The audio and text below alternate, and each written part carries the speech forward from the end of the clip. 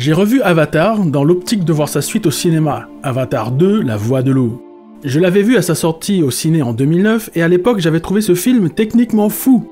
Je faisais des effets spéciaux dans la pub à l'époque et voir un film avec des personnages et de la végétation en 3D photoréaliste pendant quasi tout le film m'a littéralement mis sur le cul. Tout fait tellement vrai, c'est dingue!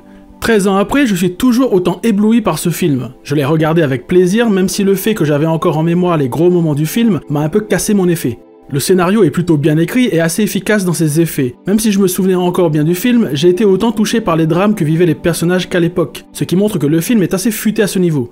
Aussi, la production design est folle. Moi qui suis fan de robots et de vaisseaux, j'ai trouvé leur design tellement vraisemblable. J'ai eu l'impression que ces appareils pouvaient exister. En 2009, les hélicos avec les doubles hélices genre drone étaient une vue de l'esprit, et pourtant aujourd'hui ces appareils pourraient totalement exister. Aussi du côté des navis, tout est aussi très ciselé en termes de création de leur culture. On sent que leurs apparats, leurs outils, leurs armes ont tous une forme qui signifie quelque chose pour eux, ce qui les rend d'autant plus crédibles. Après, les navis sont aussi très inspirés des natifs américains, aka les Indiens d'Amérique, hein, merci Christophe. Nous avons tout, les arcs, les flèches, les chevaux, les coiffes, les habits et même leurs cris de guerre. Il y a juste un côté mystique bien plus appuyé, voire carrément fantastique. L'idée est vraiment de faire un western en faisant une allégorie de la lutte de ces peuplades face à un envahisseur bien plus avancé technologiquement, comme ça a été le cas dans l'histoire de l'Amérique, mais aussi de montrer une lutte entre deux visions de la vie, l'une en harmonie avec son environnement et l'autre qui veut uniquement l'exploiter. Cela symbolise la lutte entre la nature et la technologie. Après, on peut lui reprocher d'en faire trop à ce niveau, mais aussi dans son côté écolo, car au final, si on enlève tout le côté visuel, l'histoire est somme toute assez classique. Mais perso, cela ne m'a pas gêné des masses, beaucoup d'histoires le sont.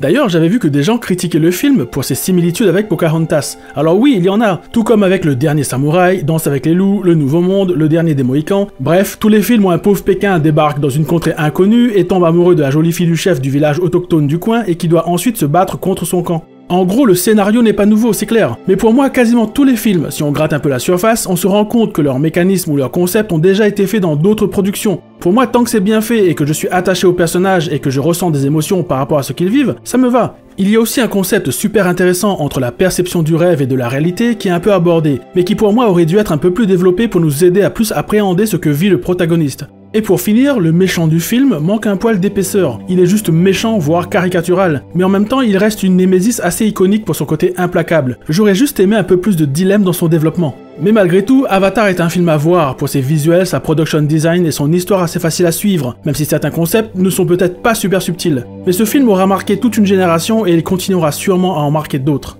Bref, je vous le conseille si vous voulez voir Le Dernier des Mohicans avec les missiles air-sol, ou que vous voulez voir Pocahontas sans Poca et sans Hontas non plus.